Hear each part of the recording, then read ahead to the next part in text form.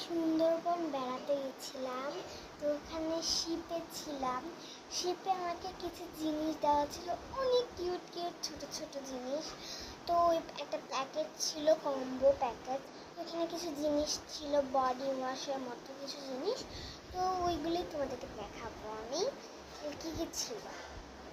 তো গাইস, এই প্যাকেজটার মধ্যে ছিল, তো দাঁড়াও এটাকে ওপেন করি। এটাকে খুলে নিয়েছি। তো ফার্স্টেই এটার ভিতরে আছে একটা ব্রাশ, এই যে হোটেলের ব্রাশ। দেন আছে একটা চিরুনি ছিল, এই যে চিরুনি। তো তারপর দেখো একটা মিনি শ্যাম্পু, যে শ্যাম্পু এই দেখো ওপেন করেছি, গ্রিন কালারের।